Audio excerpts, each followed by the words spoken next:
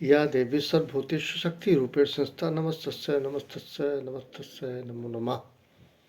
आप सभी को मेरा प्रणाम। मैं किपलिंग की एक बात से कुछ कहने का कोशिश करता हूँ।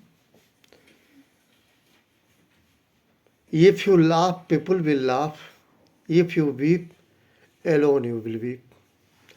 आप हंसोगे जग हंसेगा, जिस दिन आप रोओगे अकेले रोओगे और आंसू पूंछने वाला कोई नहीं होगा। अगर आंसू कोई पूंछने के लिए आएगा तो आपसे सौदा करेगा, और शायद सौदा होने के बाद भी आपके आंखें के आंसू वो ना पूंछ सके। ध्यान रखिएगा, आंसू आपका स्वयं का है, इस दुनिया में पूंछने वाला कोई नहीं है। बहुत अच्छी तरह से कान खोल के सुन लीजिए। किसी गलतफहमी के शिकार नई जनरेशन हो रही है कि हमारे दुख में वो काम आएगा, सुख में सुख, दुख में। सब बेकार की बातें, बकवास बातें हैं, व्यवहारिक बातें नहीं हैं। मैं एक अपनी गलती व्यक्तिगत रूप से बताने की कोशिश करूँगा, और उसके लिए मैं उस व्यक्ति से हाथ जोड़ के माफ़ी मांगता हूँ, इसी समाज में सार्वजनिक रूप से। उस व्यक्ति का मैं नाम नहीं लूँगा, उस व्यक्ति की गरिमा भी नहीं गिरनी चाहिए। मेरे कर्म कर्तव्य जो थे उसका मैं आपसे जिक्र करना चाह रहा हूँ। इसके पहले एक बात कहूँगा। एक पिता अपना क्या क्या बेच के, क्या क्या दुख सह के कमाता है, सिर्फ इसलिए कि अपने बच्चे को खुश रख सके और बच्चे का एक अच्छा बार बन सके। बच्चा जो कुछ मांगे पिता उसके कदमों पे रख दे, और उसके लिए पिता क्या क्या करता है। लेकिन कालांतर में जाके वो बच्चा जब बड़ा हो जाता है तो जो उसका मकान होता है, महल होता है, घर होता है, उस महल या मकान या घर में उस माता पिता को ठहरने के लिए कोना भी नहीं मिलता है। इस बात को बहुत अच्छी तरह से दिमाग में रख लीजिएगा।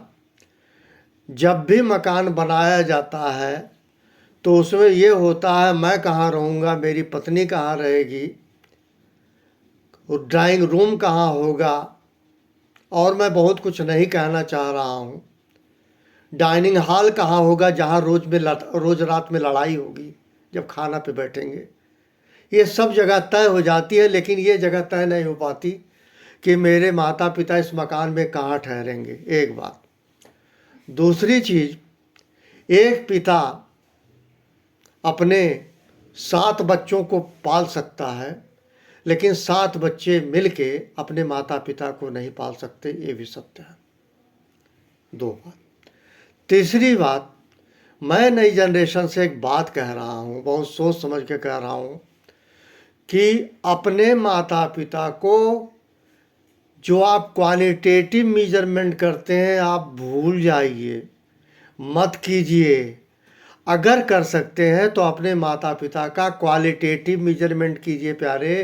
क्वालिटेटिव मेजरमेंट में हमेशा बच्चों का नुकसान होगा, आपका खुद का नुकसान होगा, क्योंकि आपकी जनरेशन भी जब आएगी, आपकी जब बच्चा पैदा होगा, वो भी क्वालिटेटिव मेजरमेंट आपको करेगा।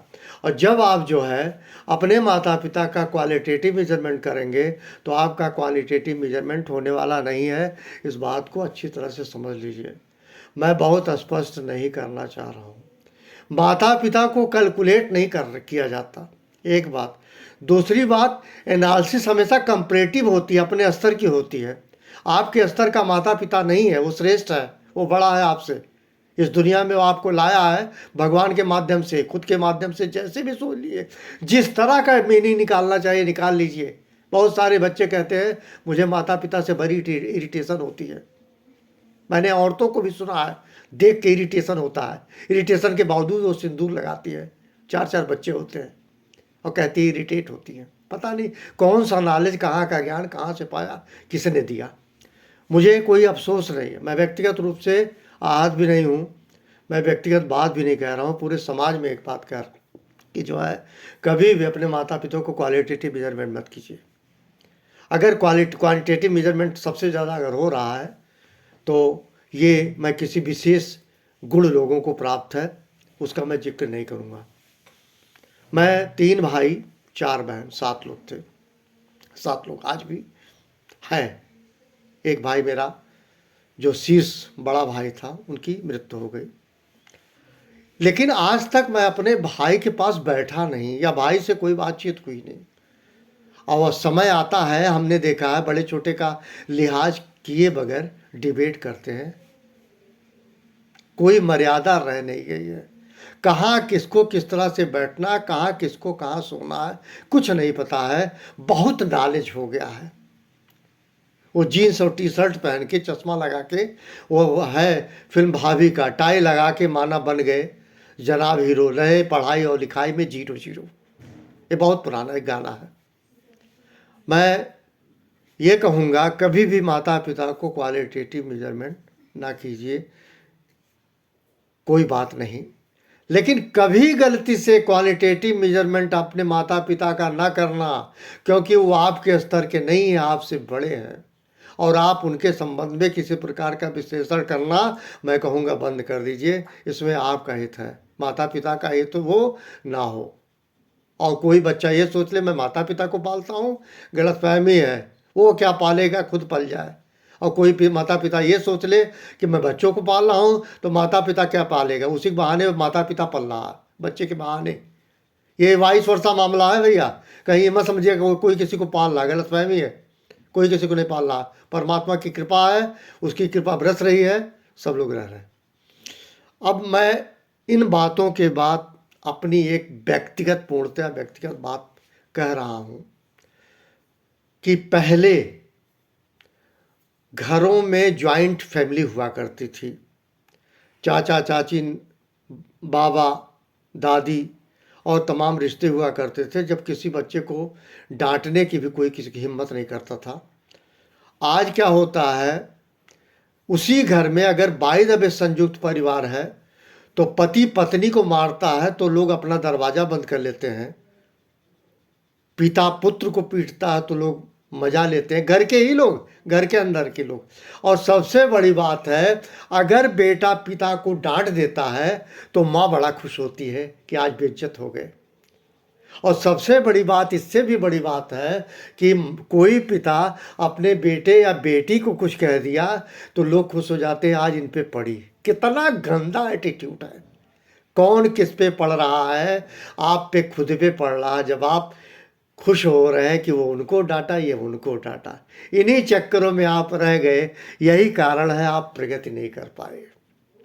अगर आप इससे ऊपर होते, कौन किसको कहा, कैसे कहा, इन चक्करों में पड़ के आपने अपने आप को तहस नहस कर दिया, इन्हीं चक्करों में रह गए। हम डिफरेंस ऑफ ओपिनियन में रहेंगे, फिर भी साथ बैठेंगे। हमारा वैचारिक मतभेद रहेगा, फिर भी हम तलवे चाटेंगे। ये है, ये कहते हैं इस एक्टिविटी को, ये सोशल एक्टिविटी है। मैं बहुत नहीं कहूँगा, सिर्फ एक बात कहूँगा, मैंने अपने जीवन में मैं अपने एक संतान को सर्दी के मौसम में बहुत मारा था। इतना मारा था कि मैं तो बेहोश था, मूर्ख था। और लोग कहते हैं क्रोध में व्यक्ति विवेक शून्य हो जाता है। शायद मेरे साथ यही रहा हो। मैंने जो किया था वो कृत्य आज तक नहीं मैं भूलता हूँ। मैंने अपने किसी बच्चे को नहीं मारा है, लेकिन मैंने एक संतान को बहुत मारा था। और ये इस बात का मेरे अंदर एहसास खाया जा रहा मुझे, इस गलती का। और बहुत छोटी बात थी, वो ये बातें थी, मेरा सोच कुछ और था, बच्चे का कुछ सोच और था। एक अलमारी थी, उस अलमारी के चीज़ों को सफाई कर रहे थे।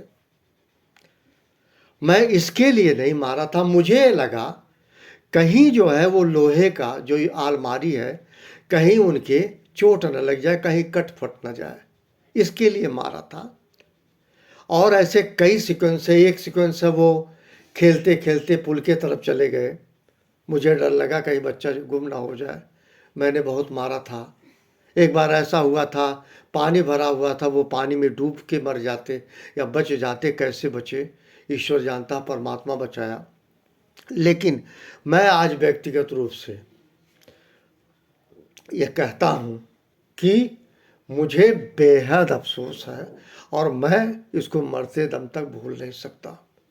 और मुझे कतई नहीं परवाह है कौन मेरे बारे में क्या सोचता है। मैं अपनी सोच को नहीं समझा पाया किसी को, ये मेरी कमी है, ये किसी और की कमी हो ही नहीं सकती। हमारे कर्म कर्तव्यों में ज़रूर कमी रही। और आज मैं इस बात को व्यक्तिगत रूप से पश्चाताप करता हूँ, निरंतर पश्चाताप करता हूँ, मैंने ऐसा कृत्य क्यों किया। आज वो बच्चा चाहे एक हाथ से अगर उठा दे तो मैं गिरूंगा, मेरा हाथ पैर टूट जाएगा। हमें ध्यान रखना चाहिए डांटने के पहले। लेकिन मैंने जो कृत्य किया है इसके लिए मैं व्यक्तिगत रूप से उस बच्चे से माफ़ी मांगता हूँ।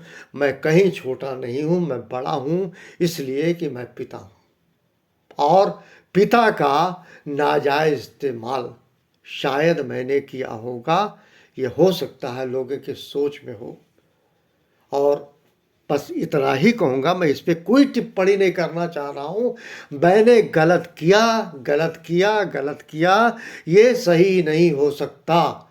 कभी भी किसी बच्चे पे, बच्चे में भी ईश्वर होता है, सब में ईश्वर होता है। हमारे हाथ में ऐसा लगता है ईश्वर का साथ उस समय मेरे हाथ से ईश्वर विमुख हो गया था, तभी उस बच्चे को मैंने मारा। ठीक है, और इसके लिए मुझे बेहद अफसोस है। मैं बार बार क्षमा मांगता हूँ। इन्हीं शब्दों के साथ आप सभी को प्रणाम। और साथ ही साथ ये चीज़ कहना चाहूँगा, मैं फिर कह रहा हूँ, रिपीट कर रहा हूँ कि कोई भी बच्चा बड़ा होने के बाद, कमाने के बाद, वो ये कदाचित कभी नहीं सीरियसली गंभीरता से सोचता है कि मेरे माता पिता कहाँ रहेंगे। लेकिन माता पिता जरूर सोचता है, बच्चा जब पैदा होता है, कि अगर बेटा पेशाब कर दिया है तो पेट पे सोएगा, अगर जिस जगह पे भीगा हुआ उस जगह पे बाप सोएगा और बेटे को अपने पेट पे सुलाएगा। ये बाप सोच सकता है, ये बेटा कभी नहीं सोच सकता। किसी गलतफहमी में मत पालिएगा। और सच यही है, माता पिता बच्चे को ठहरा सकते हैं, रख सकते हैं घर में, कोई बच्चा अपने माता पिता को ठहरा नहीं सकता। इससे ज़्यादा मैं कुछ नहीं कहूँगा, मैं व्यक्तिगत रूप से नहीं कह रहा हूँ। एक छोटी कहानी सुने होंगे, किसी का पिता था, उसकी पत्नी बचपन में मर गई थी, मतलब कम उम्र में। और वो उसका जब बाप था, उसके बच्चे जब बड़े हुए तो उसके 2 बेटे थे। दोनों बेटों में 15-15 दिन का हिस्सा था। 15 दिन उस घर में, 15 दिन उस घर में वो पिता खाना खाता था। जिस महीने 31वां का दिन होता था, एक दिन वो पिता व्रत रहता था और उसने अपनी पत्नी का सुख नहीं भोगा। ये मैं नहीं कह रहा हूँ, ये कहानियाँ कही जाती हैं कि चूंकि 15-15 दिन का हिसाब है, तो जिस महीने में 31 का दिन होगा तो एक दिन वो किसके यहाँ खाए। इन्हीं शब्दों के साथ थैंक यू वेरी मच। आई किसी को व्यक्तिगत आहत हुआ हो उसके लिए मैं माफ़ी मांगता हूँ। लेकिन मैं अपने उस संतान से हाथ जोड़ के माफ़ी मांगता हूँ, मैंने गलती की है, इसमें कुछ सही है ही नहीं है। Thank you very much.